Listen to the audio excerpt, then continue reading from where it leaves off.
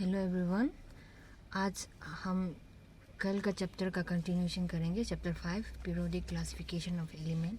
तो सबसे पहले हम लोग चैप्टर मैं पूरा चैप्टर स्टार्ट नहीं करने से पहले उसको वो चैप्टर का रफ आइडिया होना चाहिए, ओरिएंटेशन कैसे पढ़ना है वो सब ओरिएंटेशन अच्छा होना चाहिए। नहीं तो हम लोग ऐसे होता है कि बहुत पढ़ लेते हैं लेकिन हम लोग को लास्ट में समझ में नहीं आता कि क्या पढ़ा। इसलिए सबसे पहले हम लोग को चैप्टर का एक माइंड मैप होना चाहिए। तो यहाँ पे मेन क्या क्या टॉपिक्स है आप उसको आप लोग को बता देगा क्या क्या हम लोग को मेन पढ़ना है।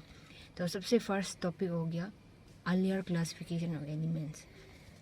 उसका ही अंदर में सब टॉपिक्स है Dobereiner's triads, Mendeleev's law of octaves, Newlands periodic classification. ये अर्लियर क्लासिफिकेशन ऑफ एलिमेंट्स का सब टॉपिक है। तो उसका बाद सेकंड टॉपिक होगा आपका मॉडर्न पीरियोडिक टेबल और थर्ड टॉपिक होगा आपका trends in modern periodic table. तो आज हम लोग ये अर्लियर क्लासिफिकेशन ऑफ एलिमेंट्स को कवर करेगा ना। तो अभी स्टार्ट करते हैं वीडियो को। तो सबसे पहले अर्लियर क्लासिफिकेशन ऑफ एलिमेंट्स का उसका थोड़ा बहुत इंट्रोडक्शन दे देगा। तो मैटर का हमको मैटर आप लोग को कल मैटर समझा था क्या बोल के। मैटर जो हम लोग का डिफरेंट फॉर्म्स में प्रेजेंट होता है, जैसे कि कोई मैटर एलिमेंट्स का फॉर्म में भी प्रेजेंट होता है, कंपाउंड्स का फॉर्म में भी प्रेजेंट होता है, मिक्सचर्स का फॉर्म में भी प्रेजेंट। आपको हम कल बताया था एलिमेंट्स क्या है और एलिमेंट्स लोग मिलके फिर से कंपाउंड्स बनाता है, डिफरेंट कंपाउंड्स मिलके फिर से मिक्सचर बनाते हैं ना। तो अभी तक हम लोग का 118 एलिमेंट्स डिस्कवर हुआ है अभी तक। तो इतना एलिमेंट्स लोग को हम लोग को पढ़ने के लिए एक साथ पढ़ने के लिए टफ हो जाएगा। तो इसलिए ये इसको इजी बनाने के लिए हम लोग एलिमेंट्स लोग को डिफरेंट ग्रुप्स में क्लासिफाई किया है। तो हम लोग क्वेश्चन आता है कि क्यों हम लोग को एलिमेंट्स को क्यों इम्पोर्टेंट है क्लासिफिकेशन के लिए, क्यों क्लासिफाई करना ज़रूरी है। तो यहाँ में हम लिखा है कि to make study of elements easy ना, they have been classified into groups in such a way that elements in the same group have same similar properties. तो हम लोग को इसलिए क्लासिफाई किया है ताकि हम लोग ईजीली ना एक एलिमेंट को पढ़ सके। जैसे कि एक ग्रुप का एलिमेंट, जैसे कि ये एक ग्रुप का एलिमेंट हो गया, तो ये एक ग्रुप का एलिमेंट का प्रॉपर्टीज जो सेम होगा। तो एक एलिमेंट को ही पढ़ने से उसका दूसरा एलिमेंट का भी प्रॉपर्टी हम लोग मालूम हो जाएगा। तो सिमिलर प्रॉपर्टीज होगा एक ही ग्रुप का एलिमेंट, इसलिए हम लोग उसको क्लासीफाई किया है ताकि हम लोग ईजीली एक एलिमेंट को पढ़ सकें। तो सबसे पहले क्लासिफाई किया था डुबेरेनर का एक साइंटिस्ट था 1817 में। वो जो क्लासिफाई किया एलिमेंट्स को क्लासिफाई किया। उसका क्लासिफिकेशन में एक ग्रुप में सिर्फ तीन एलिमेंट था। तो तीन एलिमेंट को ऐसे क्लासिफाई किया है कि इसका सबसे इंक्रीजिंग एटॉमिक मास का फॉर्म्स में ना इसका मास सबसे ज़्यादा होगा। उसका बाद सेकंड इससे फिर से इसका मास सबसे कम होगा, उसका बाद इससे ज़्यादा मास ये होगा। इसका बाद सबसे ज़्यादा मास सबसे लास्ट वाला एलिमेंट होगा। तो ऐसे वो क्लासीफाई किया, इंक्रीजिंग एटॉमिक मास का फॉर्म में वो क्लासीफाई किया था। तो वो ऐसे क्लासिफाई किया कि ये और जो फर्स्ट और जो थर्ड एलिमेंट का एटॉमिक मास का एवरेज, जो मिडिल वाला का एटॉमिक मास का रफली एवरेज एग्जैक्टली नहीं है, एवरेज का रफली एवरेज जो ये मिडिल वाला का एटॉमिक मास था। जैसे कि अब यहाँ देख सकते हैं, जैसे कि ये हो गया लिथियम, सोडियम और पोटेशियम को। तो ये लोगों ये और पोटेशियम और लिथियम का एवरेज एटॉमिक मास जो मिडिल वाला का एटॉमिक मास रफली इक्वल टू मिडिल वाला का एटॉमिक मास, जैसे कि यहाँ देखा है ना, ये दोनों को आप एटॉमिक मास को प्लस करेगा तो ये निकला 22.95। तो इसको हम लोग 23 भी ले सकते हैं अप्रोक्सीमेटली। यहाँ में वही लिखा है कि इसका he identify some groups having 3 elements each ना, so he called these groups triads। आपको हम बताया ना एक ग्रुप में 3 एलिमेंट था, इसलिए 3 एलिमेंट था, एक ग्रुप में 3 एलिमेंट था, इसलिए वो उसको एक ग्रुप को वो ट्राइड बोला है। एक ग्रुप का नाम को वो ट्राइड्स दिया, क्योंकि ट्राइब आपको मालूम है 3 को बोलता है, ट्राइड्स दिया है। उसका बाद इसलिए वो उसको ट्राइब, क्योंकि एक ग्रुप में 3 एलिमेंट था ऐसे करके। तो मिडिल वाला एलिमेंट जो है फर्स्ट और थर्ड एलिमेंट का मिडिल वाला एलिमेंट का एटॉमिक मास जो है फर्स्ट और थर्ड एलिमेंट का एवरेज था, रफली इक्वल टू एवरेज। एग्जैक्टली उसका एवरेज नहीं है, रफली था। तो उसका बाद यहाँ में बोला है कि इसलिए in the triads elements we are arrange in increasing order of their atomic, आगे आपको हम बताया ना उसका इंक्रीजिंग एटॉमिक मास का ऑर्डर में उसको अरेंज किया गया था ना।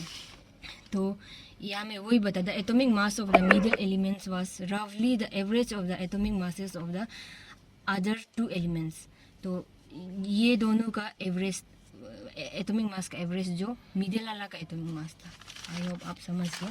तो इसमें भी कुछ लिमिटेशन था मतलब कुछ मतलब पूरा वो नहीं कर पाया, जो उसका लिमिटेशन था वो था कि वो जो है मतलब एटम्स को मतलब वो समय में जितना एटम्स नोन था ना, एलिमेंट्स नोन था, उसको वो जो सब ग्रुप में सब ट्राइब्स में वो मतलब आइडेंटिफाई नहीं कर पाया, ग्रुप नहीं कर पाया, ग्रुपिंग नहीं कर पाया, वो सिर्फ 3 ग्रुप बना पाया है। इसलिए उसका ये फर्स्ट ये था उसका फेलर्स ना। ये हमें वो बताया है ये could identify only 3 tribes na from the elements known at that time. Thus he failed to arrange all the then known elements in the form of tribes, even having similar property. वो समय में जितना elements noun था, similar property होने के बावजूद भी वो जो मतलब उसको ग्रुप्स में पूरा ग्रुप्स में वो अरेंज नहीं कर पाया, वो सिर्फ 3 ग्रुप्स अरेंज कर पाए। तो अभी ये था आपका डुबरेनर जो सबसे पहले मतलब एटम लोग को क्लासिफाई करना शुरू किया। तो अभी उसका बाद उसको देख के फिर से सेकंड एक सेंटेंस आया न्यूलैंड बोल के। तो ये था 1817। 1866 में फिर से और एक साइंटिस्ट आया जिसका नाम था न्यूलैंड ना।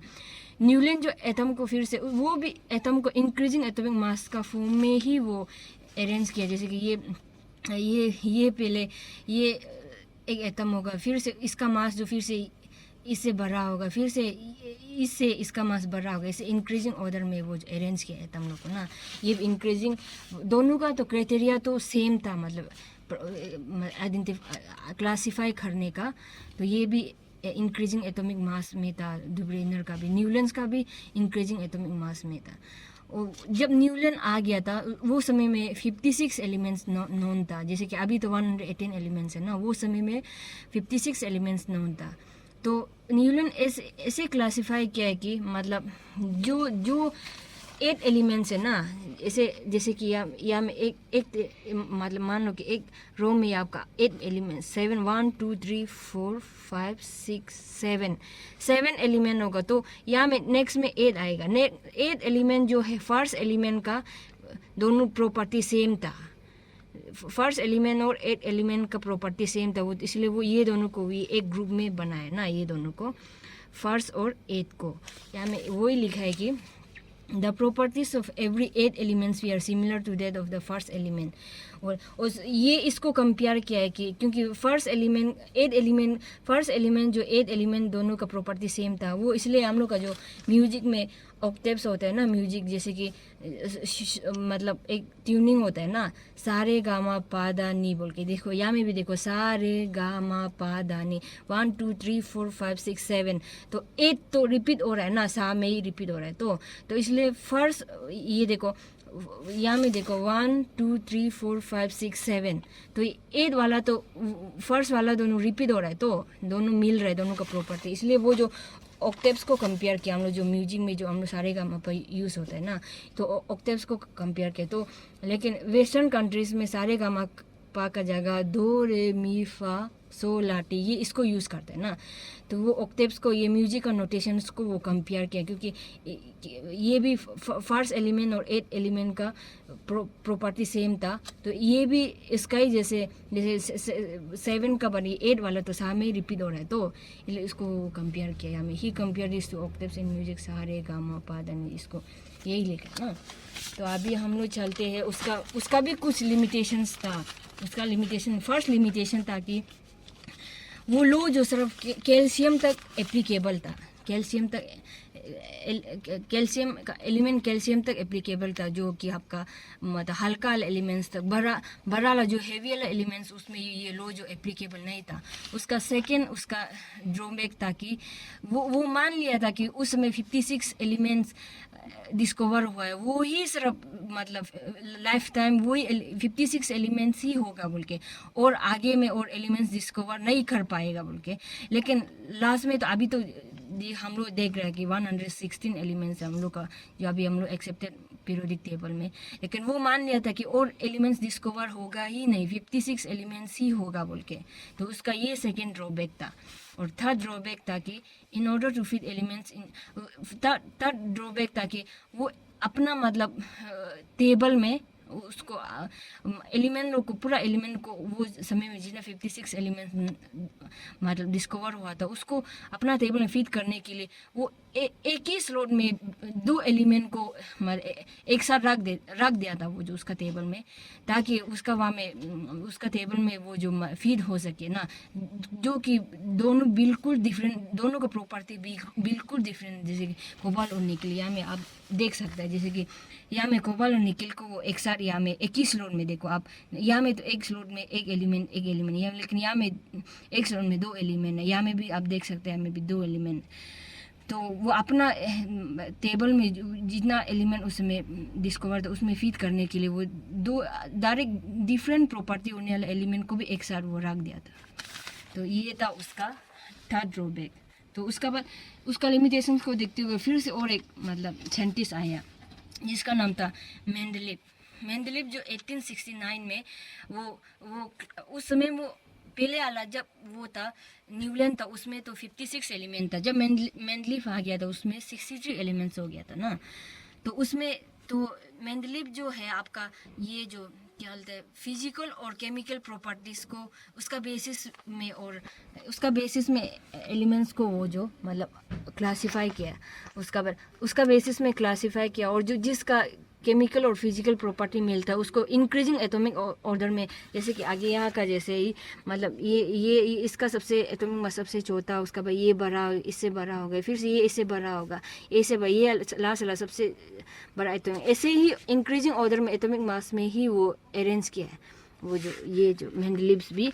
लेकिन वो जो फिजिकल और केमिकल प्रॉपर्टीज उसमें जो सिमिलर था उसमें, लेकिन वो जो न्यूलन का था वो सिर्फ ये जो आपका एटॉमिक मास को ही सिर्फ मतलब इंक्रीजिंग ऑर्डर में। लेकिन जब मेंडलीव आ गया वो एटॉमिक मास का सबसे ज़्यादा फोकस वो फिजिकल और केमिकल प्रॉपर्टी में दिया। उसको जो एटम का फिजिकल और केमिकल प्रॉपर्टी सेम था उसको वो सेम ग्रुप में रखा। तो यहाँ में लिखा है कि इन 1869 Mendeleev classified the non 63 elements based on their physical and chemical properties in increasing order of atomic masses in the form of table ना। वो टेबल बनाया, टेबल का फॉर्म में इंक्रीजिंग एटॉमिक मास का मतलब फॉर्म में वो अरेंज किया एलिमेंट्स को जब उस समय जितना एलिमेंट्स डिस्कवर हुआ था। तो उसका बाद जब वो ऐसे मतलब केमिकल जब इंक्रीजिंग एटॉमिक मास में वो किया है तो रखा है, तो देखा है कि वो जो मतलब एक इंटरवल का एक मतलब फिक्स इंटरवल का रेगुलर इंटरवल में जो केमिकल प्रॉपर्टीज जो रिपीट हो रहा है, जैसे कि ये और ये और ये दोनों मतलब ये दोनों का केमिकल प्रॉपर्टी मिल रहा है, इसका फिर से केमिकल ऐसे अरेंज करते गया फिर से इसका फिर से केमिकल प्रॉपर्टी और इसका केमिकल प्रॉपर्टी मिल रहा है, वो लास्ट में देखा। तो इसलिए उसका बाद इसलिए वो जो एक लो वो जो प्रपोज किया ना जिसको बोलता है पीरियोडिक लॉ, ये पीरियोडिक लॉ ना, पीरियोडिक लॉ वो प्रपोज किया है। उसमें वो क्या बोला है कि उसमें वो बोलता है कि the properties of elements are the periodic function of their atomic masses. जितना मतलब जितना एक एटम का जो क्या बोलता है प्रॉपर्टी है वो उसका एटॉमिक मास का फंक्शन है बोलता है। जितना एटॉमिक मास का फंक्शन है, एटॉमिक मास का मतलब फंक्शन का कारण उसका रिपीटेशन हो रहा है बोला। ये जो मतलब आपका ये उसका केमिकल और फिजिकल प्रॉपर्टी वो ये पीरियोडिक लॉ को वो प्रपोज किया था ये मेंडलीव उस समय में। तो उसका मेंडलीव का टेबल में उसका आपका वहाँ में मेंडलीव का टेबल में एक वर्टिकल कॉलम था जिसको ग्रुप्स बोला गया है और 6 हॉरिजॉन्टल रोज था जिसको पीरियड्स बोला गया। अब यहाँ देख सकते हैं ये आपका मेंडलीव का पीरियोडिक टेबल। देखो यहाँ में ये 6 वर्टिकल कॉलम्स ये ना, वर्टिकल 1 2 3 4 नहीं 8 वर्टिकल कॉलम था, सॉरी 8 वर्टिकल कॉलम था ये को जिसको बोलते हैं आप लोग क्या बोलते हैं ग्रुप बोलते हैं। Group 1 group 2 group 3 group 4 group 5 group 6 group 7 group 8 vertical columns को जिसको ग्रुप्स बोलता है। और 6 हॉरिजॉन्टल रोज था जिसको आप पीरियड्स बोलते हैं 1 2 3 4 5 6 देखो ऐसे था। तो वो जो है मतलब एक टेबल का फॉर्म में वो अरेंज किया है मेंडलीव जो। तो अभी उसका फिर से उसका क्या क्या अचीवमेंट था मेंडलीव पीरियोडिक टेबल का, इसको हम लोग अभी देखेगा। फर्स्ट अचीवमेंट था कि वो कुछ वीकेंड स्पेस खाली जगह छोड़ दिया जो उस समय में डिस्कवर नहीं हुआ था लेकिन उसका तो न्यूलन का में तो ऐसे था कि आपका 56 एलिमेंट्स ही एग्जिस्ट करेगा और फ्यूचर में कुछ एलिमेंट्स डिस्कवर होगा ही नहीं। लेकिन मेंडलीव ने ऐसे नहीं किया, मेंडलीव ने कुछ खाली जगह छोड़ दिया ताकि बाद में फ्यूचर में जो एलिमेंट्स डिस्कवर होगा ताकि वो वहाँ में फिट हो सके ना। तो वो जैसे कि आप यहाँ भी देख सकते हैं, यहाँ भी कुछ खाली जगह इधर भी देखो छोड़ दिया, इधर पे भी देखो खाली जगह छोड़ दिया ना यहाँ पे। तो मेंडलीव ने खाली जगह छोड़ दिया उसके लिए। तो वो प्रेडिक्ट भी कर लिया था कि उसका मतलब जैसे कि ईका बोरोन, वो खाली स्पेस को नाम भी दे दिया ईका बोरोन में जो तो लास्ट में फ्यूचर में जो डिस्कवर हुआ अभी जो हम स्कैंडियम बोलते हैं, स्कैंडियम का जो खाली स्पेस था उस टाइम में जो डिस्कवर नहीं होता वो खाली स्पेस को वो ईका बोरोन बोल के नाम रख दिया। क्योंकि उस समय में ये स्कैंडियम डिस्कवर नहीं हुआ था, जो अभी स्कैंडियम जो स्पेस में बैठ रहा है उसको वो ईका बोरोन, वो खाली स्पेस को वो ईका बोरोन के नाम लिख दिया। और ये ईका अल्मुनियम जो आपका एल्युमिनियम तो डिस्कवर हो गया था ना, जैसे कि यहाँ में एल्युमिनियम, तो एल्युमिनियम के नीचे में एक खाली स्पेस था उसको वो ईका एल्युमिनियम बोल दिया जो अभी प्रेजेंट टाइम में जो आप जहाँ में वो गैलियम है। तो ईका सिलिकॉन बोल के सिलिकॉन का नीचे में फिर से एक खाली स्पेस छोड़ दिया। तो उसको अभी जहाँ में ये जर्मेनियम फीड होके बैठ रहे हैं ना, वो स्पेस को वो ईका सिलिकॉन मतलब ऑलरेडी वो प्रेडिक्ट कर लिया था कि एल्युमिनियम का नीचे में कुछ एलिमेंट आ सकता है, इसलिए वो खाली स्पेस छोड़ा। ये था उसका फर्स्ट अचीवमेंट। सेकंड अचीवमेंट था कि वो कुछ एटम का जो एटॉमिक मास को वो करेक्ट किया है।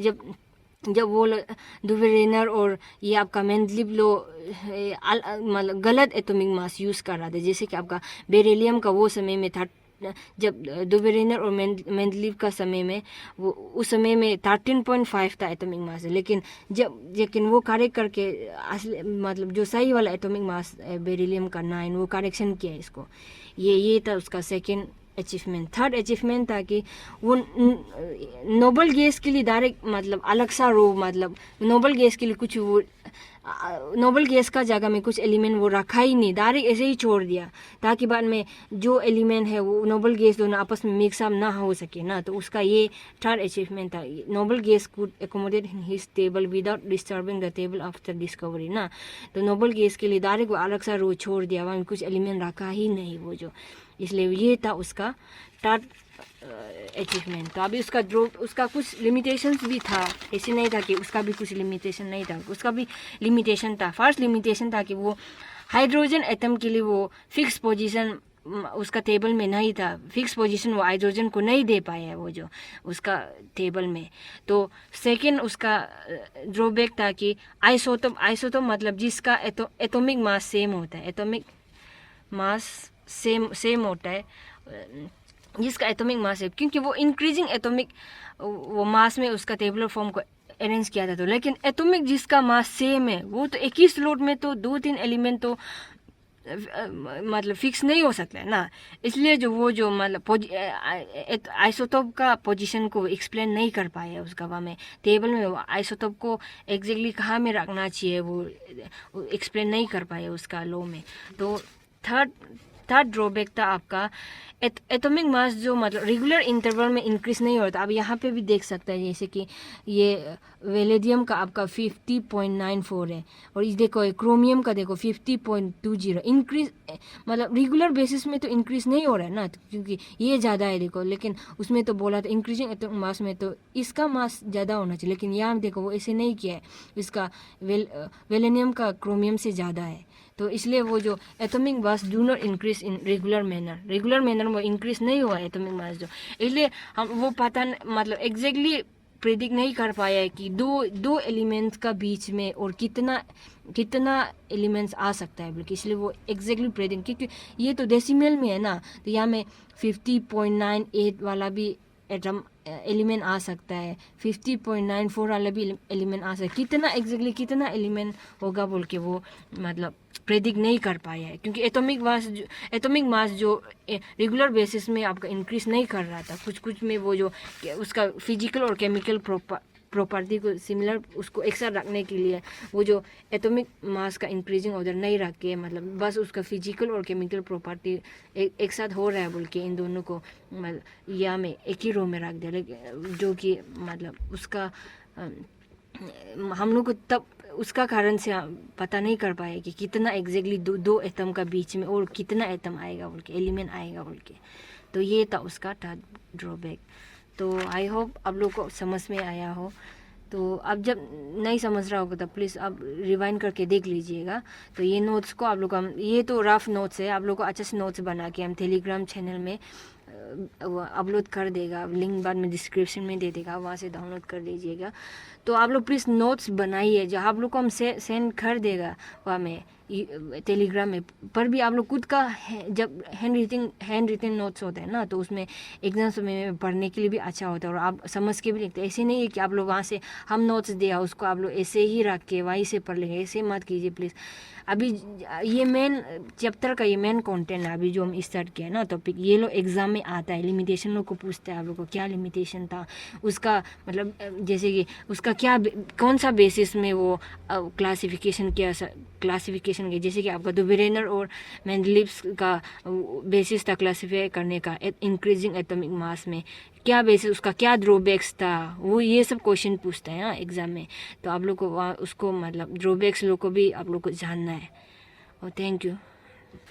अगर आप लोग को मेरा टीचिंग अच्छा लगा हो तो प्लीज़ सब्सक्राइब कर दीजिए और अपना दोस्त लोग का साथ शेयर कीजिए, ताकि वो लोग भी इसको मतलब बेनिफिट उठा सके मेरा टीचिंग को। क्योंकि बहुत सा ऐसे होता है ना, मतलब हम लोग का समय में भी हम लोग मालूम नहीं था कि ऐसे ऑनलाइन टीचिंग होता है। हम जितना मेरा सकता है मेरा एफर्ट को हम डाल रहे, ताकि कोई स्टूडेंट जिसका पास मतलब ऑफलाइन पढ़ने का कोचिंग पढ़ने का पैसा नहीं होता है, तो वो मेरा यूट्यूब से वो फ़ायदा उठा सके। प्लीज़ आप लोग वो कर दीजिए, अपना दोस्त लोगों का साथ भी शेयर कीजिए ताकि वो लोग भी मेरा वीडियो को देख के पढ़ सके।